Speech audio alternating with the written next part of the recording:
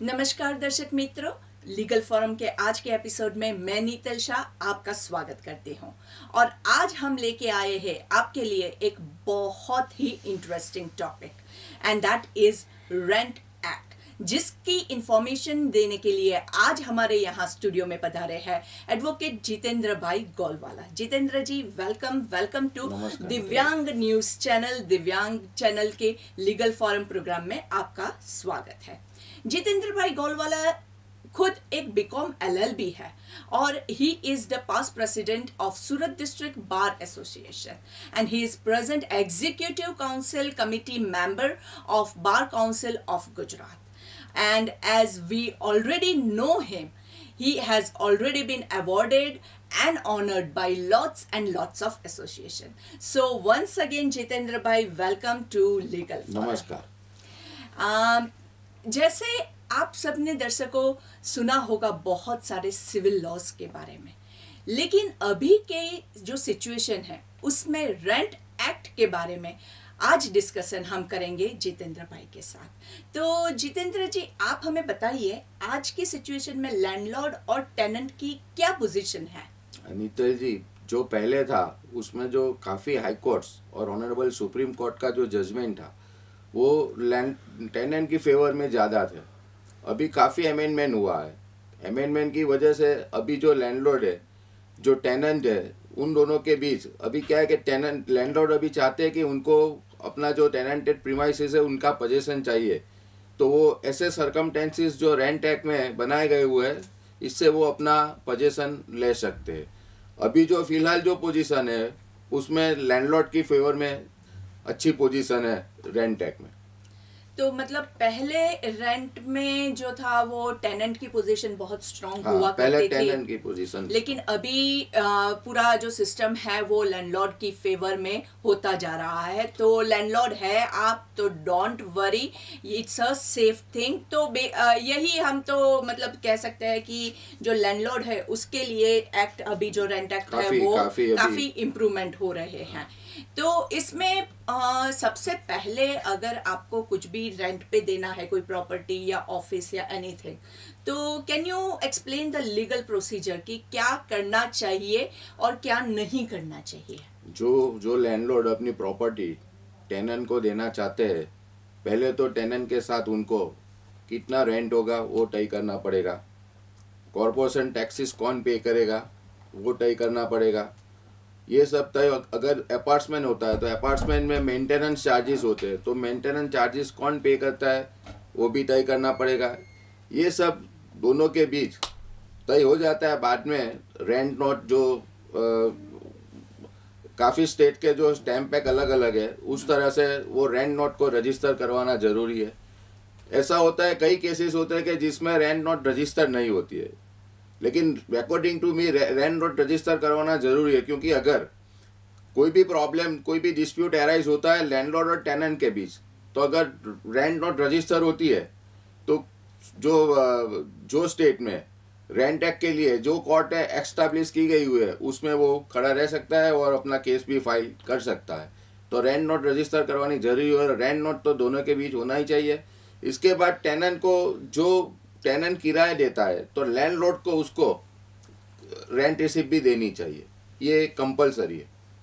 अच्छा, जैसे आपने अभी ये बताया कि किराए की रिसिप्ट देनी है, तो हाल ही में जीतू भाई GST सिस्टम आई है, because you came up with the receipt, तो मुझे याद आया, तो उसको क्या इसमें टैक्स भी लगता है? GST applicable? उसमें GST लगता है। GST का जो ज़्यादा नॉलेज वो जो इनकम टैक्स एडवोकेट है उनकी भी उनके पास जाके भी उनको एडवाइस ले लेनी चाहिए कि अगर मैं इतना रेंट पे दे रहा हूँ तो GST कैसे लगेगा, और वो भी टेनेंट के साथ तय कर देना चाहिए कि कैसे कितना रेंट, वो जरूरी है, और GST और जो भी है वो इंक्लूड होना चाहिए, वो जरूरी है। या तो पहले ये टैक्स लगता था? नहीं, पहले नहीं लगता था, GST के बाद वो शुरू हो गया।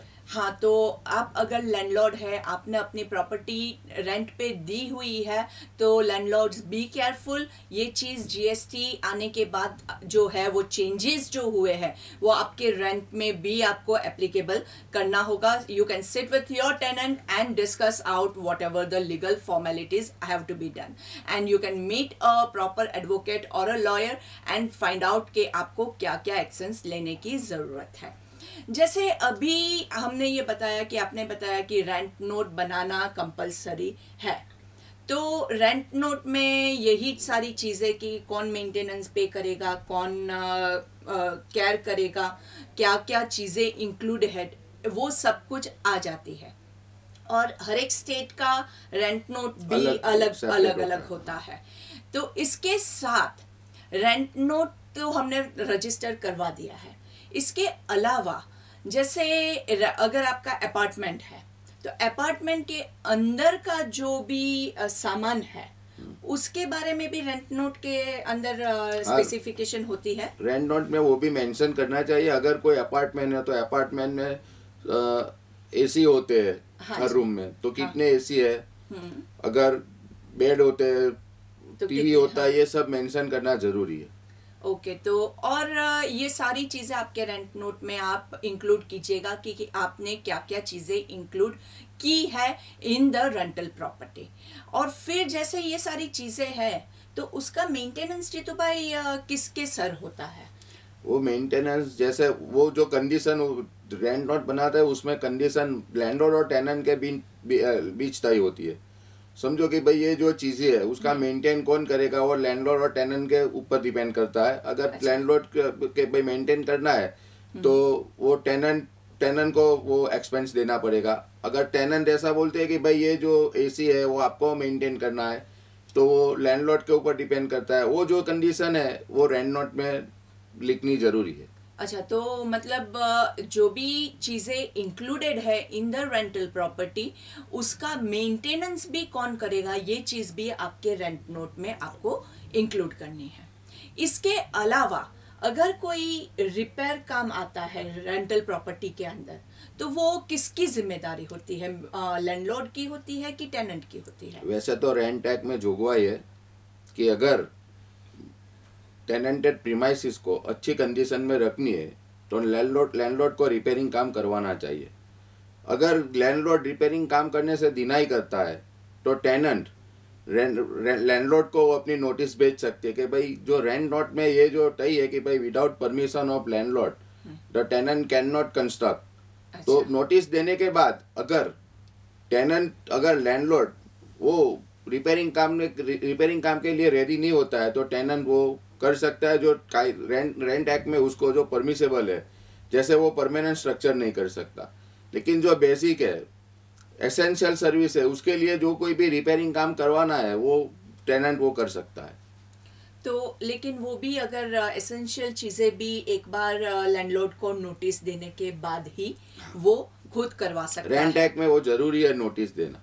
ओके, तो रेंट एक्ट के अंदर ये चीज़ आपकी इंक्लूडेड होती है कि मेजर जो रिपेयरिंग काम है वैसे लैंडलॉर्ड करता है, सही है? हाँ। लेकिन अगर लैंडलॉर्ड करने से इनकार करता है तो the tenant has the right के उसकी जो एसेंशियल चीज़ें हैं वो खुद रिपेयर करवा सकता है after giving the notice to the landlord. और इसके अलावा अगर कुछ एसेंशियल नहीं लेकिन कुछ और स्ट्रक्चर में टेनेंट को चेंजेस करना है तो उसके पास ये राइट होता है? नहीं, टेनेंट के पास परमानेंट स्ट्रक्चर का कोई राइट नहीं होता है। परमानेंट स्ट्रक्चर किसको बोलते हैं कि परमानेंट स्ट्रक्चर जो होता है वो परमानेंट हो जाता है। जैसे आरसीसी स्ट्रक्चर हो, कोई पिलर खड़ा कर दिया, अगर जो वॉल है उसमें उसने जो आयरन के जो हैवी गदर आते हैं वो उसमें वो फिट करते हैं। हाँ। तो क्या है वो सारी प्रॉपर्टी को डैमेज होता है। ओके। तो सारी प्रॉपर्टी को डैमेज होता है तो लॉस लैंडलॉर्ड को होती है। तो लैंडलॉर्ड को जो लॉस होती है, इसलिए रेंट एक्ट में ये चीज़ें जो टेनेंट करना चाहता है तो वो चीज़ें पे उनको प्रोहिबिट किया हुआ है कि भाई आप ये नहीं कर सकते without prior permission of landlord. Okay तो मतलब अगर आपको कोई स्ट्रक्चरल चेंजेस करना है टेनेंट जी, अगर आपको कोई स्ट्रक्चरल चेंजेस करना है तो you will have to take the permission of the landlord, और उसके बाद ही आप ये स्ट्रक्चरल चेंजेस कर सकते हैं। लेकिन जीतू भाई, अगर किसी टेनेंट ने without the permission of landlord ऐसा कोई स्ट्रक्चरल चेंजेस कर दिया तो उसके बाद क्या होता है? तो landlord is entitle for possession. उसमें क्या होता है, अगर परमानेंट स्ट्रक्चर वो जो without prior permission of landlord जो टेनेंट वो अपनी टेनेंटेड प्रीमाइसिस में करता है, तो लैंडलॉर्ड जो स्मॉल कॉज कॉटेज, जैसे गुजरात में स्मॉल कॉज कॉटेज है और कई स्टेट में भी सिविल कोर्ट को ये सिविल कोर्ट को जुरिडिक्शन दिया गया हुआ है कि भाई लैंडलॉर्ड और टेनेंट का जो भी डिस्प्यूट है तो वो आप सॉल्व कर सकते हैं। तो वहाँ लैंडलॉर्ड अपना पोजेशन के लिए सूट फाइल कर सकता है और उसने क्या क्या परमानेंट स्ट्रक्चर किया है वो उनको अपने प्लेंट में वो उनको मेंशन करना पड़ेगा। और अगर कोई स्ट्रक्चरल इंजीनियर है उसका रिपोर्ट भी ऐसे केसेस में ज़रूरी होते हैं कि भाई उसने क्या किया है और वो करने के बाद जो प्रॉपर्टी है उसको डैमेजेस हुआ है। तो ऐसा अगर लैंडलॉर्ड प्रूव करता है तो लैंडलॉर्ड टेनेंट के पास से वो सर्कमस्टेंसेस में पोजेशन के लिए वो एंटाइटल होता है। Okay so be careful. आप अगर टेनेंट है तो अपने लैंडलॉर्ड की परमिशन के बगैर कोई भी स्ट्रक्चरल चेंजेस मत कीजिएगा, so that your life stage easy.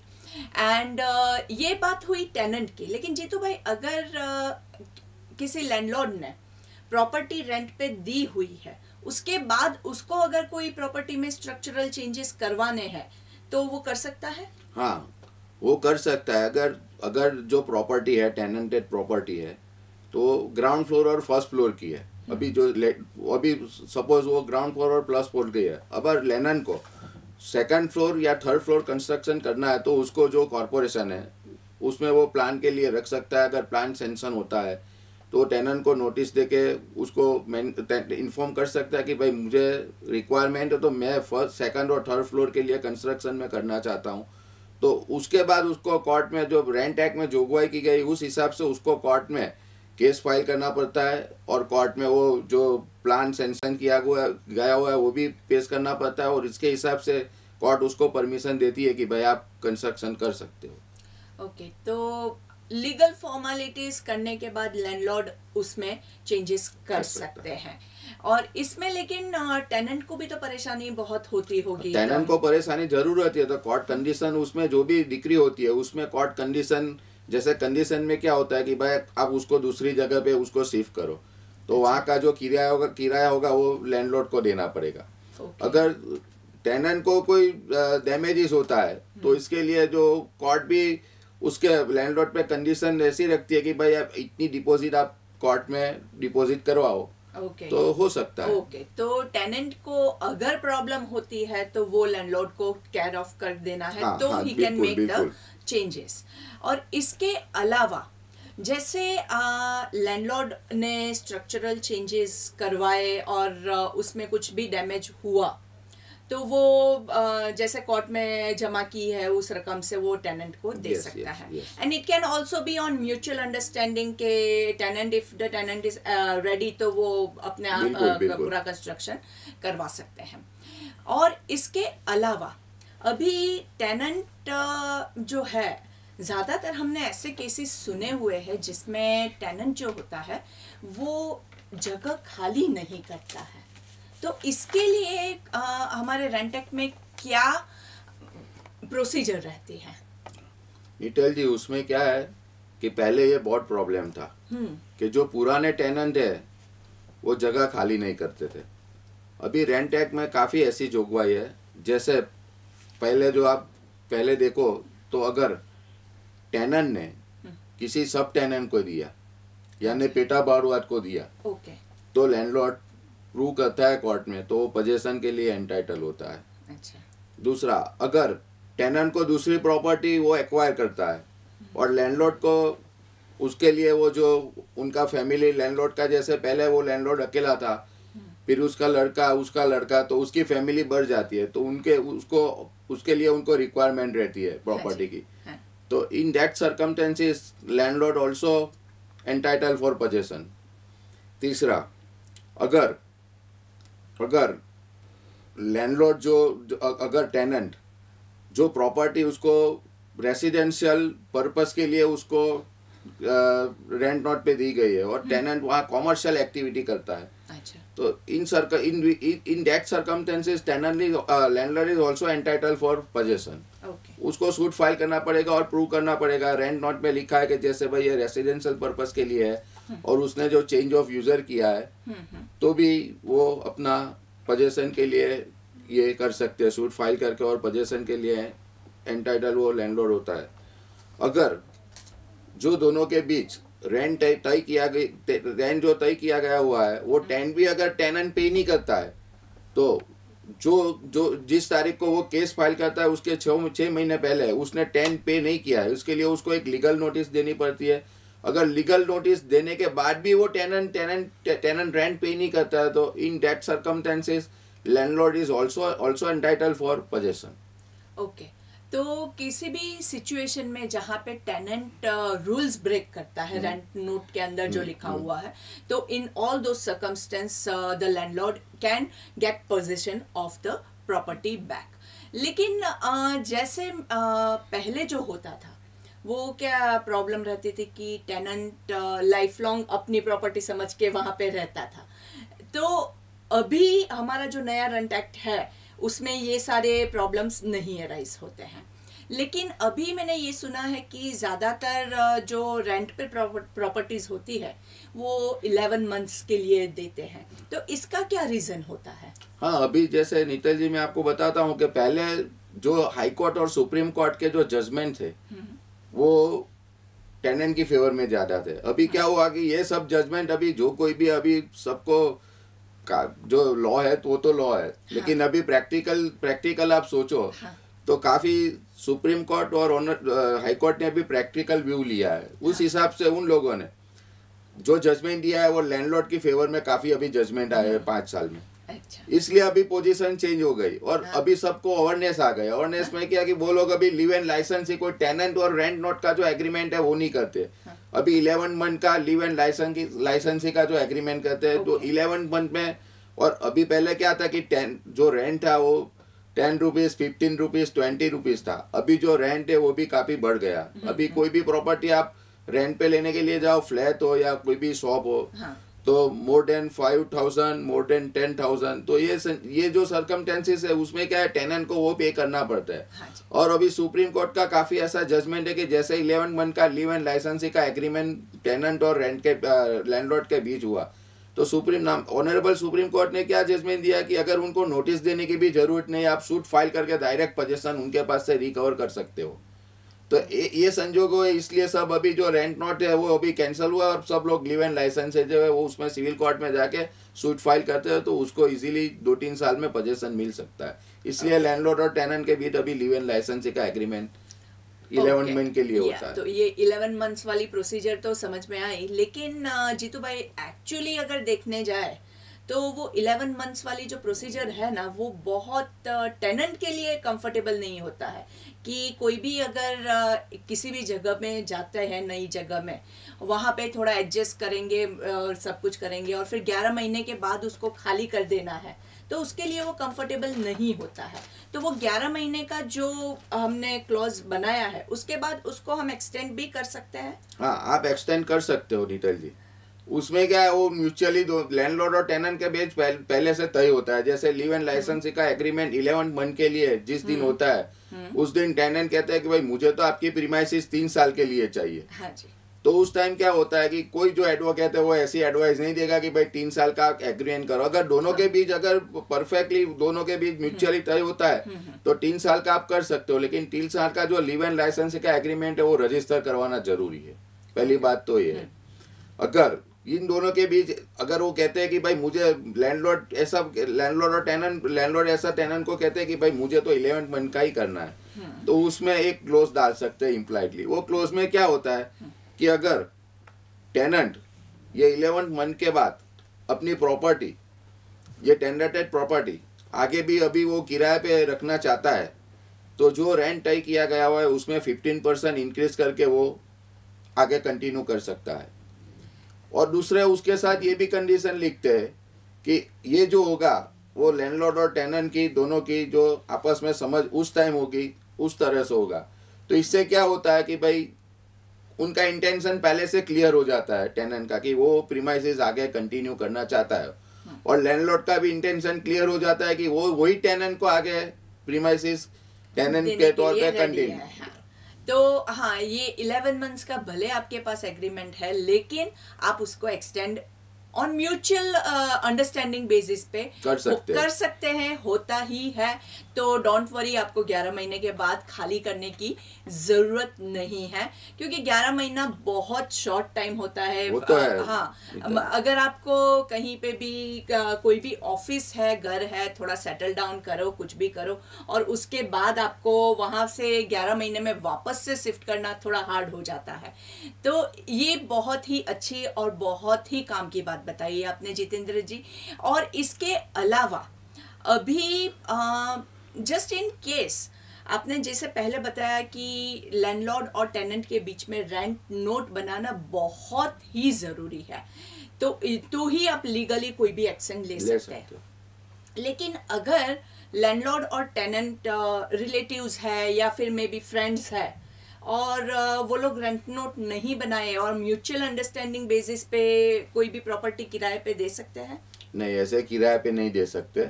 Mutual understanding से उन लोगों के बीच जो होता है, तो उसके लिए उसको सिविल कोर्ट में जाना पड़ता है। वो केसेस रेंट एक्ट में नहीं होता है। उसमें लैंडलॉर्ड और टेनेंट का जो दोनों का जो रिलेशनशिप है, वो उसमें वो as per the legal language कि लैंडलॉर्ड और टेनेंट की डेफिनेशन में वो दोनों नहीं आते, तो इसके लिए उसको सिविल कोर्ट को जुरिडिक्शन होता है और वही उनको केस फाइल करना पड़ता है। ओके, तो लेकिन वो तो जितेंद्र जी अगर कोई प्रॉब्लम होता है तो, लेकिन मैं आपको क्या पूछ रही हूँ कि जैसे मेरे पास एक प्रॉपर्टी है, मुझे मेरे भाई को ही देना है, I don't want to give as a ownership, लेकिन आप वहाँ पे रहिए कीजिए, आप मे बी साल 2 साल के लिए अगर देना है, तो उसके लिए कोई एग्रीमेंट बनाने की जरूरत है?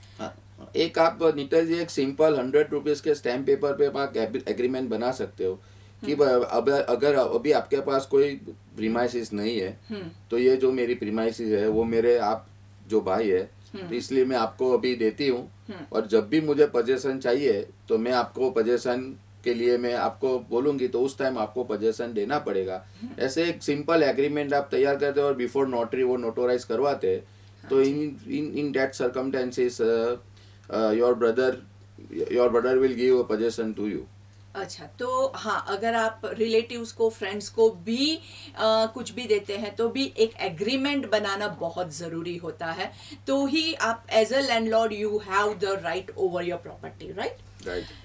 इसके अलावा और क्या लैंडलॉर्ड को केयर करना चाहिए while giving the property? Anything special आपके पास और कोई गाइडलाइंस फॉर द लैंडलॉर्ड? जैसे मैंने आपको बताया कि एक तो रेंट नोट रजिस्टर करवानी जरूरी है, दूसरा लीव एंड लाइसेंस का एग्रीमेंट करते हैं, तो लीव एंड लाइसेंस के एग्रीमेंट में अगर कंटिन्यू करना चाहते हैं तो वो भी कंडीशन डालनी जरूरी है। और ये सब आप जो, और कंपलसरी आप अगर लैंडलॉर्ड उनको रेंट रिसिप्ट देता है वो भी जरूरी है। काफी केसेस में क्या होता है कि भाई वो जो आता है वो डायरी में लिख के देता है, वो नहीं होना चाहिए। रेंट रिसिप्ट ही देनी पड़ेगी उसको कि भाई ये मैंने आपके पास से ये किराया लिया है और मैं आपको ये रेंट रिसिप्ट देता हूँ। ये सब जो एविडेंस होते हैं वो लैंडलॉर्ड को, अगर लैंडलॉर्ड और टेनेंट के बीच डिस्प्यूट होता है तो कोर्ट में यही एविडेंस पे केस चलता है। ओरली तो कोई बात होती नहीं, और डायरी की जो सिस्टम है वो मायने नहीं रखती है। ओके, तो हाँ, ये चीज़ बहुत ही ज़रूरी है। As a tenant and as a landlord वो diary system please don't follow कीजिएगा, and follow the legal receipt system जो हमारे लॉज ने बनाए हुए हैं। तो ऐसे ही आप सारी केयर लेते रहिए, and rentit is over here to help you not to create problems and to make your life easy. तो अगर आपकी कोई प्रॉपर्टी है, if you are a landlord or if you are a tenant, ये सारी बातें आप खास ध्यान रखिएगा। And once again thank you Jitendra Thank you, ji, Nita ji. आपने Thank आज हमें इतनी सारी इंफॉर्मेशन जो दी है और हमारे लैंडलॉर्ड टेनेंट को जो भी हेल्पफुल इंफॉर्मेशन दी है उसके लिए आपको बहुत बहुत शुक्रिया। Thank you। एंड दर्शकों, ऐसे ही हम और भी बहुत सारे नॉलेजेबल टॉपिक्स लेके आएंगे on our programme legal forum, and will meet once again. Thanks and see you till then. नमस्कार। नमस्कार।